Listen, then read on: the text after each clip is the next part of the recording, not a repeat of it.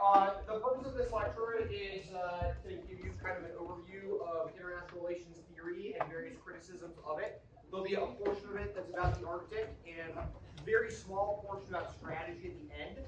I only have an hour, which is not a whole lot of time to go through several thousand years of history, but we'll do our best. So, yeah, so we've got a couple of goals. We want some understanding of the basics of IR theory. So this lecture will primarily focus on Western international relations theory and then criticisms of that theory.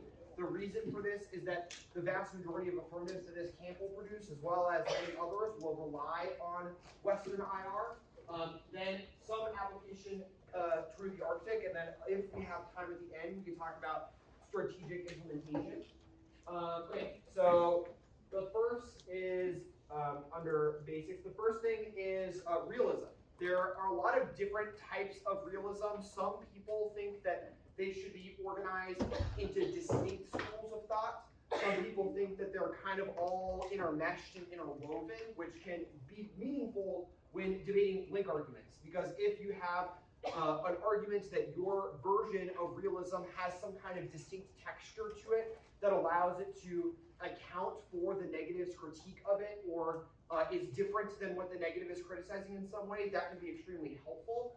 On the flip side, when you're negative, you need to be able to explain why a lot of these types of realism ultimately rely on the same sort of tenets. So the ones that I've outlined here are classical, neorealism, also referred to as structural realism, and neoclassical realism. The biggest difference that's really important here is that classical realists write a lot about human nature being the fundamental elements that makes up the international sphere and states, and that the reason why ultimately the world is the way that it is because human beings are poor, nasty, brutish, and short. We are violent creatures. We want to gain and make sure that others lose. We see the world as pretty zero-sum. So if I win a debate, then you necessarily have to lose the debate. That it's a world of winners and losers, of all against all. And this results in the international system being fundamentally anarchic. And that anarchy is the thing that determines state behavior, because states don't want to collapse into anarchy. And the reason that we know this is true from kind of all of these people is that there's no one global government. If the United States and China have a dispute with each other, or the United States and Russia have a disagreement over who controls a natural gas reserve alongside the NSR, there's no godly figure who just decides for us. Ultimately, we have to fight it out, either through diplomacy, through political means, through bribes, through coercion, or, if necessary, warfare. So the structural realists are much less concerned about the human nature part, and this is kind of one element where the AF can create some distinctions that helps you a bit against the negatives argument. So a preview to that, a big part of why a lot of authors find concern with realism is that the notion that we can have a particular view of what human nature is and then universalize that has a lot of racial underpinnings that stem from both the Enlightenment and also the return from like the Greco-Roman classics. There's some potentially religious undertones. But the notion that we can have one understanding of human nature, universally apply it in every single context, and that always be correct, has a lot of kind of racist underpinnings to it. And so part of the answer to this is that it's not actually about human nature, it's literally just material constraints. So the reason that the United States is powerful is because it is separated from other major powers by two oceans, right? Canada and Mexico don't have nearly the resources or material means to meaningfully challenge the US. Any of our rivals have to cross an entire ocean in order to get to us. The way that different empires have emerged have been a result of a combination of their resources, their geography, their leadership, etc. And these material factors determine how states act, because you would never attack someone who you can't beat. So like you would be unlikely to challenge an MMA fighter to a regulation, boxing match or something, because you'd be very unlikely to beat them. You could be pretty certain about your capabilities. And so states look at their material capabilities versus other capabilities and that determines their behavior, and the way that we can figure out how states are likely to behave is by assessing those capabilities. Part of the problem is that it can be very difficult to figure out which capabilities are offensive in nature and which ones are defensive in nature, which gets at a fundamental dilemma called what? Anyone know what this dilemma is? Yeah, someone just say it. Security dilemma. What's an example of the security dilemma in the context of an app that your lab is working on? Any thoughts? Anyone? Yeah. Like the NORAD app, one of the arguments we're cutting against it is like if we develop like NORAD capabilities, then that would like Russia might think that we're more likely to attack them because of options like defending their response. Yeah, stuff like that is particularly hard to figure that out. Like a lot of BMD stuff in particular, it's really challenging to know, are you building up your defensive capabilities because you're about to attack someone, and you know that they're going to want to attack you in return, and you are just preparing for that eventuality. And if I build up a defensive thing, then someone else will end up doing the same thing, and that is what results in global arms racing.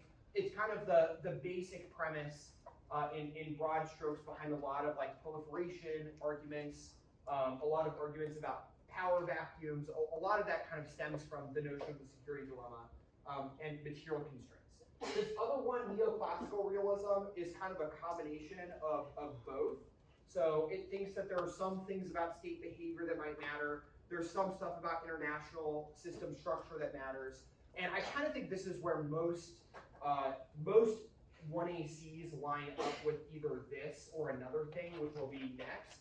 But this idea is like, a lot of times it would be rational or correct for a state to act in a certain way, but it has constraints that inhibit its ability to do so.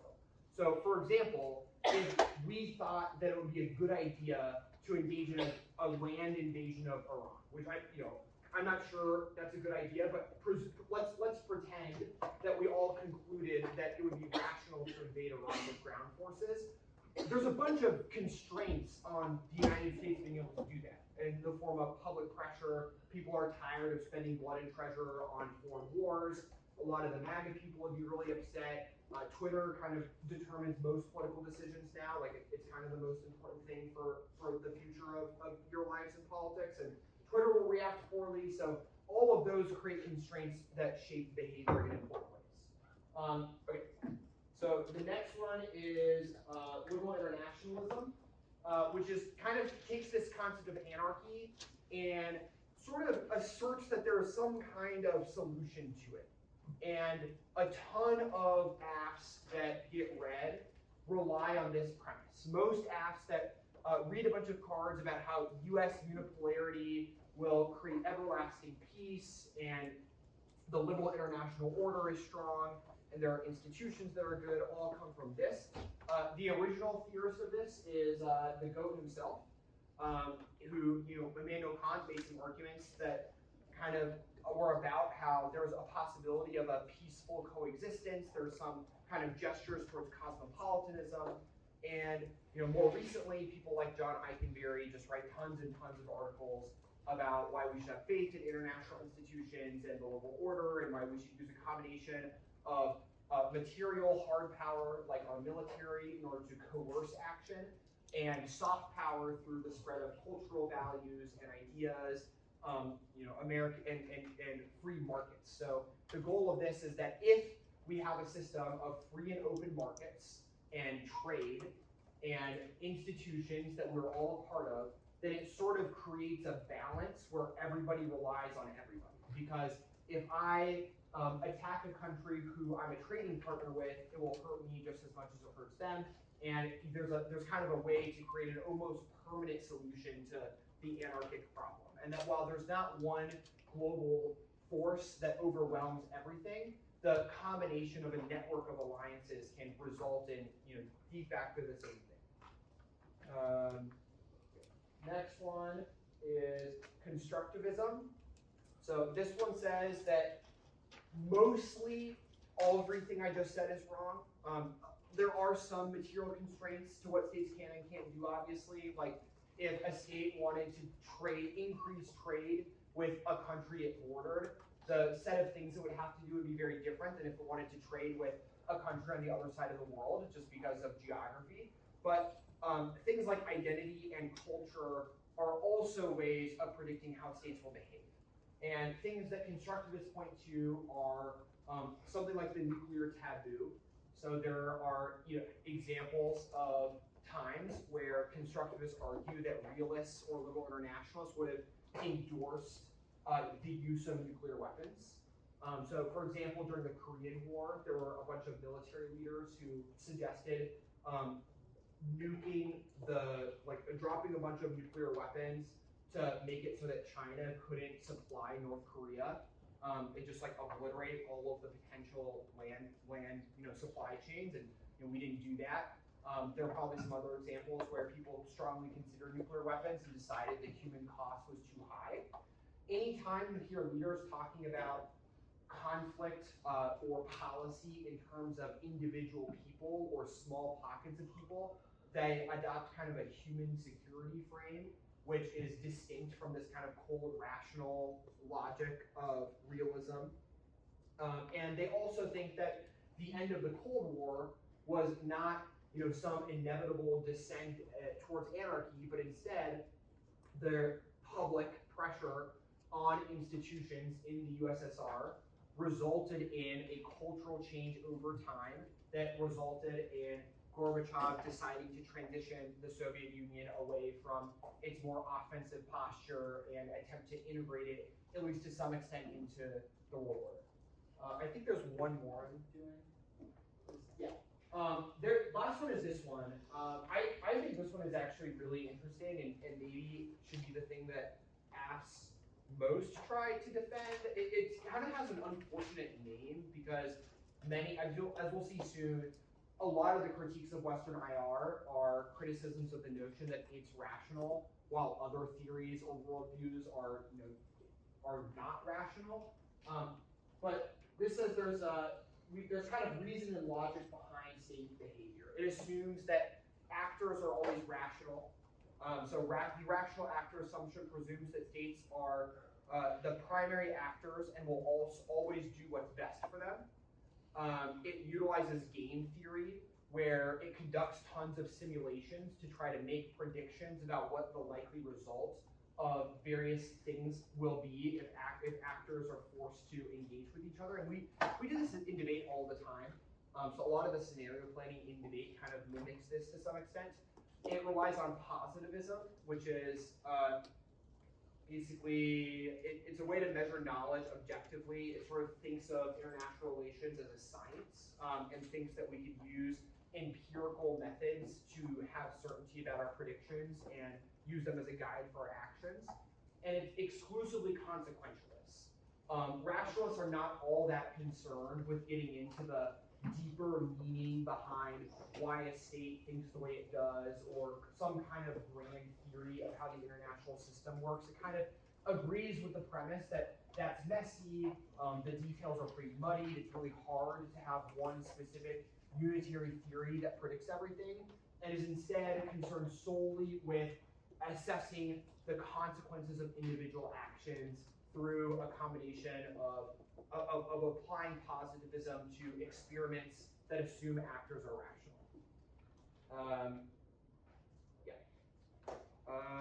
And states are not primarily guided by material constraints; they're instead, guided by a whole host of factors that may or may not be material. Okay. Oh yeah. Last thing is because this is going to be relevant for the IRK side, is the social contract. Do you know what the social contract is? It's the idea that we give up certain freedoms in exchange for protection of other freedoms. Yeah, so we give up freedoms to the state in exchange for the state protecting our other freedoms.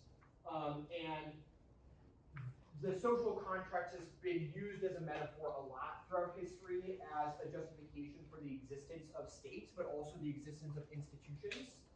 From what people are doing on the app side of things, does anyone have some ideas about how the Arctic Council might be an example of the scaling up of the social contracts to the international sphere? Yeah. It prevents states like Russia from just taking all of the land theoretically, because they abide by the ruling of the Arctic Council, and in return they get more like prestige, and they're like, okay, see, like we do follow international law. Yeah. So right. So theoretically, member states of the Arctic Council agree to not take unilateral actions that infringe on the rights of other member states. And the thing they get in exchange is a kind of shared notion that their territorial claims also will not be infringed upon. And that's kind of like the theoretical idea for how it's supposed to work. Okay. Anyone have questions about I know that was a little bit fast, but a lot of this is honestly pretty Googleable, so it's not like that deep. But does anyone have questions about the various kind of theories of IR that are most common? Yeah. Question about rationalism.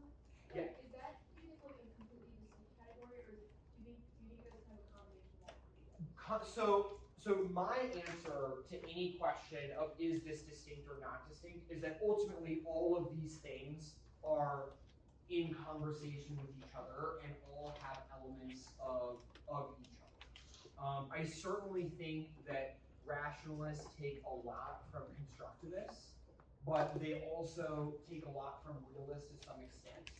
I think the thing that makes rationalism different and potentially strategically very valuable for debate is that they tend to explicitly caution against universal theories of the international order.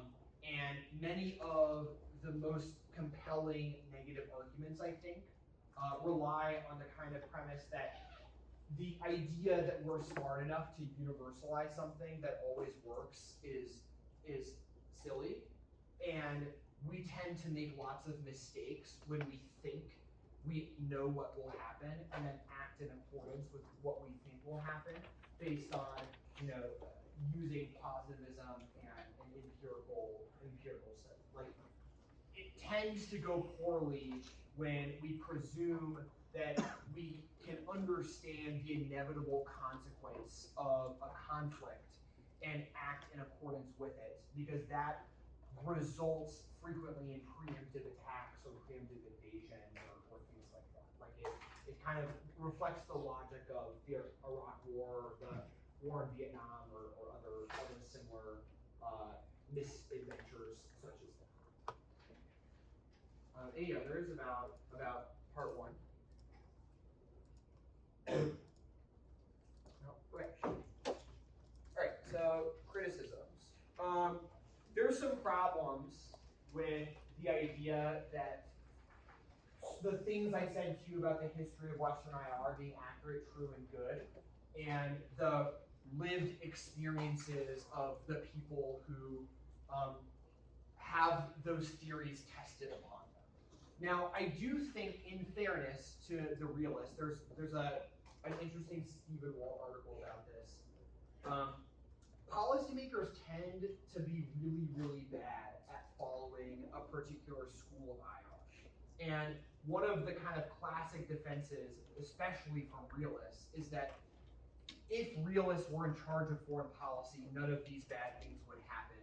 The problem with Western foreign policy is not the theoretical basis in the academy, but rather the misuse of what the academy produces. And that if policymakers merely would go to the University of Chicago or the Kennedy School, or talk to some of the government professors here at Dartmouth, or go to the School of Foreign Service and ask them what they think and just do what they say, then we'd get everything right.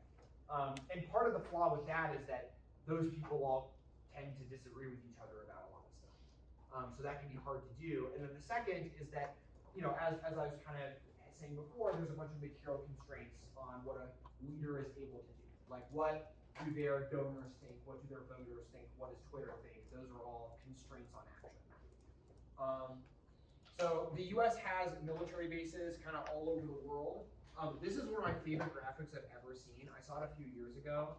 and I've never really stopped thinking about it, which is that if we look at this map, the non-blue spaces are the only ones that Britain has not invaded at some point. So there is almost no part of the world that hasn't been invaded at one time or another by Britain. And that is kind of the outgrowth of this paradigm. I think, and then this is a map of, I think this is, oh yeah, it's old, 2020. But still, this is a map of US military bases. Our military spending is extremely high. This also is a little bit old. Certainly China's spending has gone up a bit, but we also increased our spending recently. So we put unbelievable amounts of effort into maintaining the international order as it exists and preventing any sort of change. To the extent that we are willing to accept kind of enormous costs, both in terms of civilian casualties, and there's all kinds of ways that we've reframed the definition of a combatant so that we can artificially lower the number of civilian casualties. This will likely change a lot as a result of drone warfare too. And if you believe, like if you subscribe to the premise, and whether you do or not, most of our lawmakers subscribe to this premise that dollars are meaningful for determining budgetary decisions, and that money is not infinite. Like just because we supply our own currency doesn't mean we can keep printing it. If you believe that debt matters, then we are making pretty enormous trade-offs to potential social welfare in order to have just an immense military. And there's a debate to be had over how effective that military has been. The liberal internationalists will point to the fact that with Pax Americana, so the last kind of 75 years of history, there have been no major wars, there have been no great conflicts. People who disagree with that perspective might say, just because there are no great wars from the perspective of people living in the imperial core does not mean that war is not felt and experienced on a local, everyday level constantly all throughout the rest of the world. So, just because there's no war in Boston, say, does not mean there is no war in the suburbs of the Earth Kingdom or in the Southern Water Tribes. Okay. All right, so one important premise is that the Western world order, as it is, has fundamentally violent origins. And the notion that the thing we should do with our time is to research ways to improve the stability of that order that we know with a pretty high degree of certainty is unbelievably horrific, is a problem. And that we ought to do some critical thinking about how much energy we put in to maintaining this order. So that's kind of one argument, is that the origin is via a combination of violent colonization, slavery, the imposition of a racial contract, and that none of this is incidental or rational. And also this last one, that the decline of the white world, the fear of the decline of the US world order or the liberal international order often results in pretty enormous amounts of backlash. And that exists in the form of populist leaders who are elected on the basis of immigrants being scary. That's been true in terms of US military buildup and other countries building up their militaries. There's all kinds of conflicts happening with Russia invading Ukraine and stuff in the Middle East, like the Israel-Palestine conflict. All of these are kind of elements of what happens when we begin to fear a collapse. We're willing to do anything to fight for it. And what does it say about us that we're willing to risk our lives defending an order that was built on slavery and genocide? So that's kind of one vector of criticism of Western IR. The next one is this notion of the global color line. So I kind of referenced the racial contract earlier, but that segregation is transnational and structures the global political economy, and that there is agreement among white countries to exploit non-white countries, and that generally the purpose of international institutions is to ensure that non-Western countries will never be able to achieve any sort of parity. And that's true in every dimension of their existence, whether it's to ensure that other countries will never use carbon to industrialize their economies, the imposition of climate norms and regulations on them to prevent them from doing so is a part of this process. The non-proliferation regime. Can anyone think of like ways that the international community or international institutions have done this?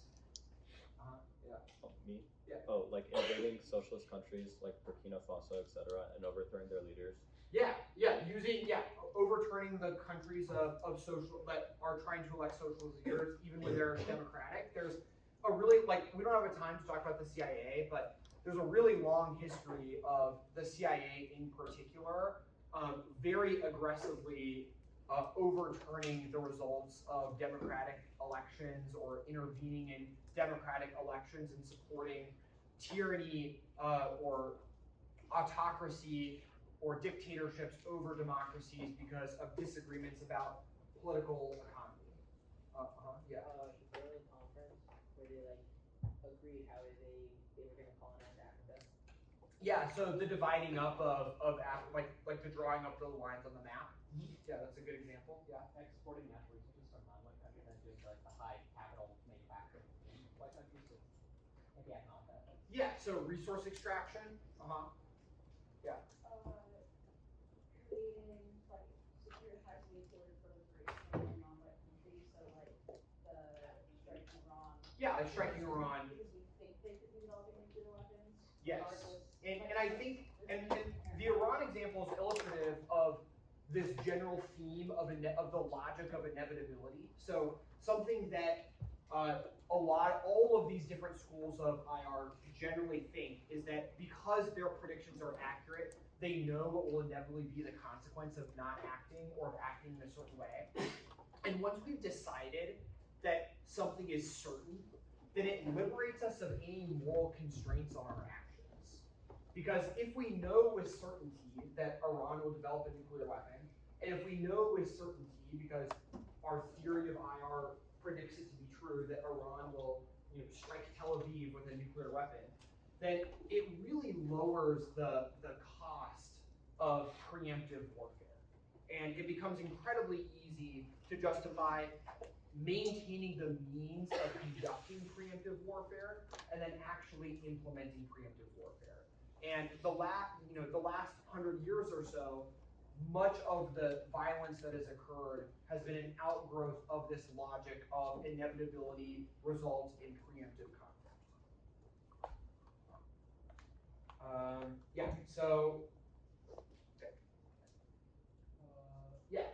The next one is questioning this notion of anarchy. What might be a concern someone would have with describing the world absent Westphalian states as anarchic?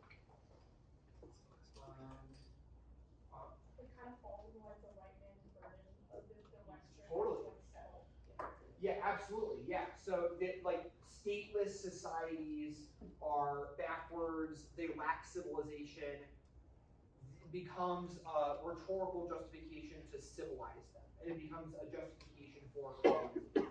So that's certainly one. Are there others?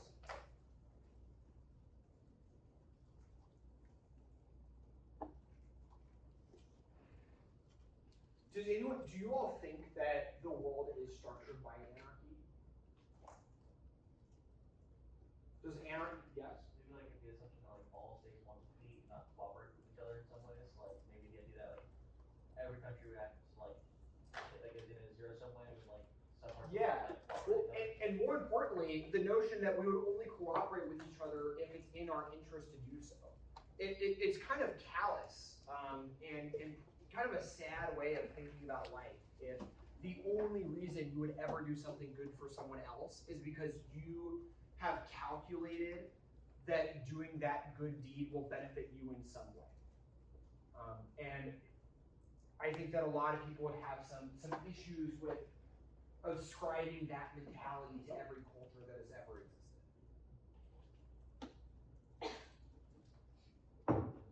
Okay.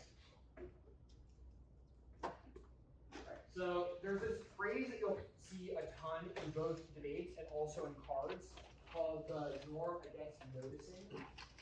These are some quotes from an article about the norm against noticing, but I kind of like it. The tumbleweed of white silence blows deafeningly past my window, unmasking the racism of orthodox international relations and international political economy theory. Oh, I think the rest of this quote is like where the snow is, so it's also white and you can't see it, but that's okay.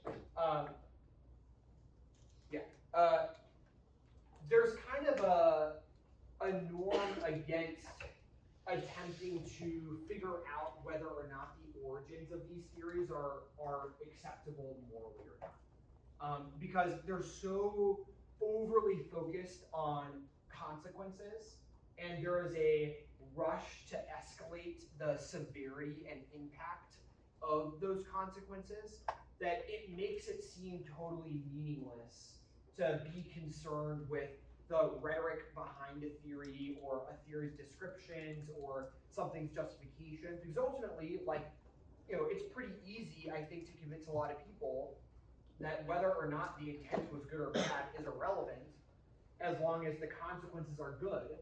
And once you scale up those consequences to a sufficient degree, so like in debate, we do this with nuclear war impacts, for example, we make it seem like it would be absurd to care about the underlying morality or the underlying racist structures behind some of our assumptions. Every second that we spend questioning our assumptions is another second that Iran is going to be closer to a nuclear weapon. So why on earth would we ever pause to think about whether or not what we're doing is ethical? Because that philosophizing has no place in the situation. And I think that has been true of a lot of U.S. policy, especially in my lifetime, over the last 65 years or so.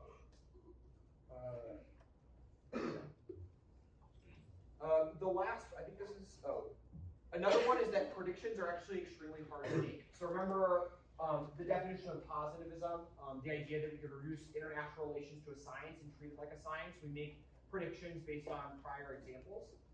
This is actually really, really hard to do. And there's three reasons for it. The first is that there are a bunch of assumptions that are baked into how we assess empiricism that are super biased. Because empirically, we can make arguments that various US interventions were extremely beneficial and good.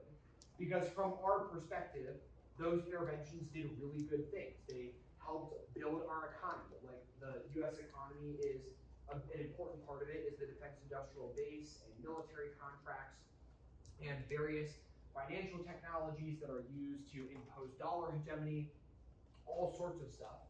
And so from our perspective, it is empirically good that we take various actions. But from the perspective of the people who experience the downsides, they would have a very different set of beliefs if we were to ask them whether or not the US is empirically a beneficial actor, or whether the liberal international order has empirically done good things for them. They result in a lot of generalizations, so the notion history is written by victors.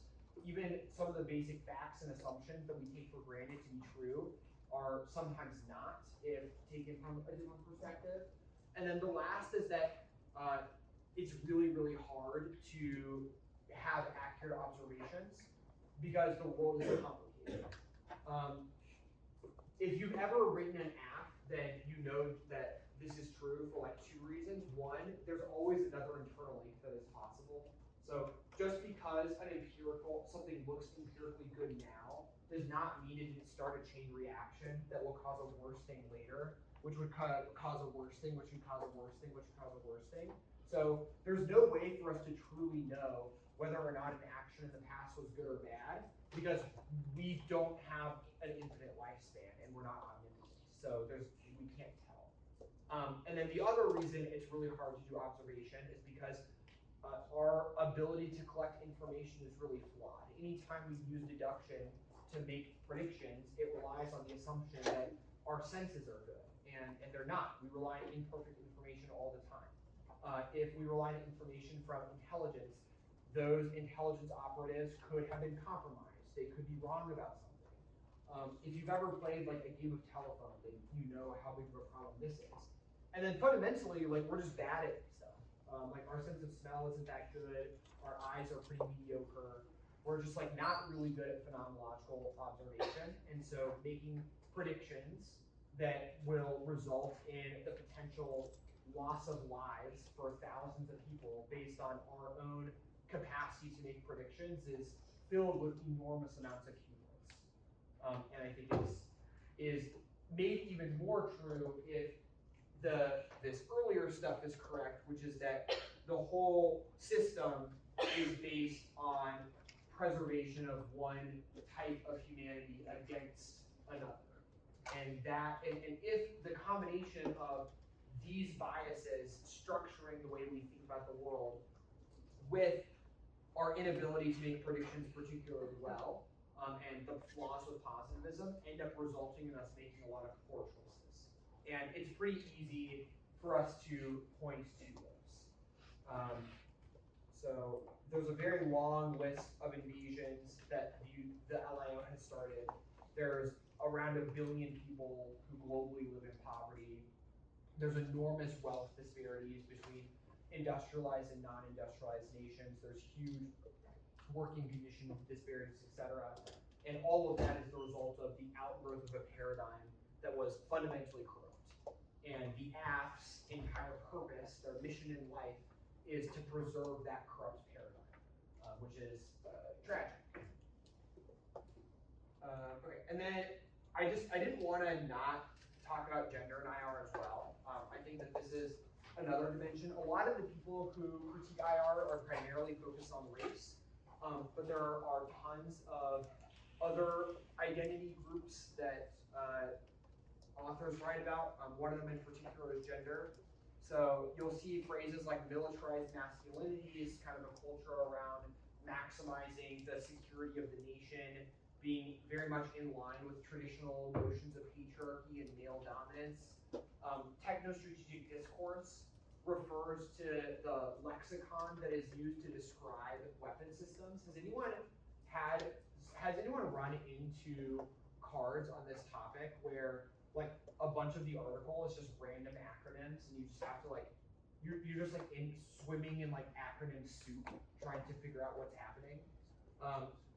Yeah, like we do that all the time to create kind of a cult of expertism, to make it so that kind of dismiss lay perspectives and make people feel like they don't have a voice or an opinion because like they don't know what a NORAD is, or like they don't know that what a GBMD is, or they don't know the names of like various operational strategies.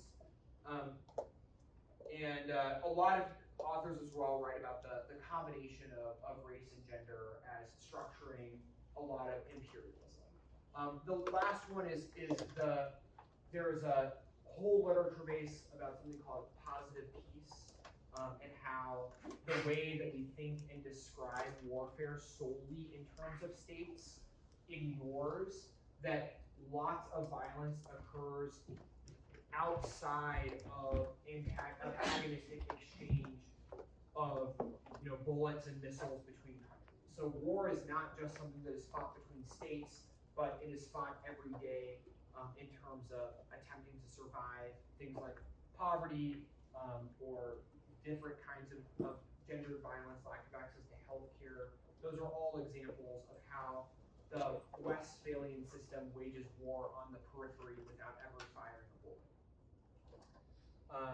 I put this in here. I think this article is really interesting because it's about policy debate. And it's pretty short. It's only like, 8 to 10 pages. But the whole article is just about the obsession that policy debate has with nuclear war impacts and unpacks that from a feminist IR perspective, and it is written in a pretty interesting way. Here's some, so a lot of the basis for everything I talked about is kind of in these 4 books, but there are obviously many books. If you want more recommendations, I'm sure your lab leaders would be happy to provide them, but I like all of these. This one is kind of about political economy. This is about, the 2 in the middle are about the creation of the international system and various IR tenets, and then the Black Atlantic is about a lot of the first couple of things I talked about. Okay, Arctic. 10 minutes left. Nice. Okay, so some ways of thinking about weight arguments.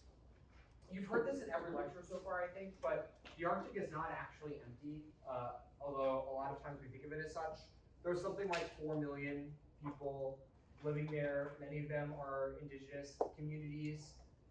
The way that a lot of authors and the way that a lot of apps will talk about the Arctic will treat it as kind of this an unconquered territory. I think Friday you're getting a lecture about settler colonialism, so this will that one will probably go a lot more into the application of manifest destiny and the logic of terra nullius and the Arctic as a blank space to be colonized. But there are in fact a lot of people there, and changing climatic conditions are making their lives much more complicated, and thinking about the human security element of the Arctic is an important one, and is one that a lot of apps will probably ignore and just view it as a strategic site. And reducing people's homes to merely strategic sites for conflict is callous and likely to result in lowering the threshold for caring about whether or not they become casualties, either via literal warfare or other types of economic imperialism, and imperialism via development. And whether they become victims of that kind of doesn't matter if we think of it as just an empty space with no one living there. Another one is deterrence. So, does anyone know who these two people are? Yeah? Were they on the submarine in the? One of them was, yeah. Yeah, so deterrence theory relies on the idea of rationality. So from the first topic lecture, a lot of that lecture was about deterrence. All of that presumes that leaders see the world in perfectly rational means, and that they act based on that. And there are a lot of examples throughout history of people not actually being all that rational. They often act based on instinct or emotion, or they act because they owe a favor to someone and they don't want to break a promise. Like if a country has a defense pact, it may be totally against their interests to join alongside of them if that country gets invaded or attacked, but they might do so anyways. And one example of this is 2 different times where the US and Russia nearly went to nuclear war with each other. And one of them, these people is Vasily Arkhipov, and during the Cuban Missile Crisis, a Soviet submarine was being pursued by warships, dropping depth charges to try to force them to surface. Some of the people were concerned that these were a prelude to nuclear attacks, and they wanted to launch a nuclear torpedo back at the ship that was dropping these charges. And one of the 3 people who were necessary to make that decision refused to do so. It's impossible to know exactly why that was the case, but potentially it would have been rational to think that the world was coming to an end and that the negotiations had failed and the US and Russia were now engaged in a nuclear conflict with each other. There's reason to believe that if Russia did in fact hit a US ship with a nuclear armed torpedo, it might have broken the nuclear taboo and plunged the world into chaos. And then another one is Stanislav Petrov, who in 1983, Russia or Soviet early warning detected a nuclear attack from the United States, and he came to the conclusion that it just had to be false. Like there was no way this could possibly be true. It must be a false warning. Obviously it was, but it may have been totally rational and reasonable, and in fact may have been the whole game plan to retaliate with nuclear weapons because of various use it or lose it pressures that you might have heard about in the first lecture. This last person is Emil Cohn, who writes about techno-strategic language and the language of inevitability and the way that IR scholars attempt to write humans out of their arguments as much as possible. So it's much easier to think about strategic calculations for warfare when we think of going to war with Russia, the state, or China, the state, than if we think about going to war against the populations that make up those states. So we don't declare war on the people living in Iraq. We declared war on Iraq, which feels a lot less bad to do. And it becomes kind of we use states and institutions as kind of a shield to shield ourselves from the violent atrocities that we're committing. Because we're not attacking people, we're just attacking institutions. And this is being mimicked right now with all of the Iran stuff. So the Trump administration has said a bunch of times, we love the people of Iran, the people are great. We're not attacking the people, we're just attacking Iran, like the government. Which kind of drawing those distinctions allows for a lot more moral leeway. Next is utility maximization. So this also, I think, will be a bigger feature on Friday. But the war machine is thirsty. The U.S. military is one of the largest consumers of fossil fuels in the world. The U.S. military knows that in order to adapt to climate change, it needs to amass enormous amounts of rare earth elements so that it can decarbonize the U.S. military, not really for emissions reasons, but just for efficiency reasons. Relying on oil and natural gas forever isn't viable, and so we need a way to swiftly build up a green military that is leaner and faster. We need to decarbonize our economy, partially because climate change is a big risk, but mostly because climate change comes with a bunch of systemic economic risks. And so in order to fuel the imperial war machine, we need to extract resources. Anyone writing an app in your lab that this premise is about, like that's about this premise? Yes? What is your app about? It's an ecofeminism K app. It's sort of about that. It's about how like extraction of resources is an aspect of capitalism and hegemonic masculinity. So it's Sure, like, yeah. Yeah. Is anyone producing an app that we should extract minerals or oil or gas or resources from the Arctic? We have no resource extraction apps. Okay, well, during the season, I anticipate that there may be a debate you have where you're negative, and the 1AC says we should increase our extraction of minerals or other resources from the Arctic.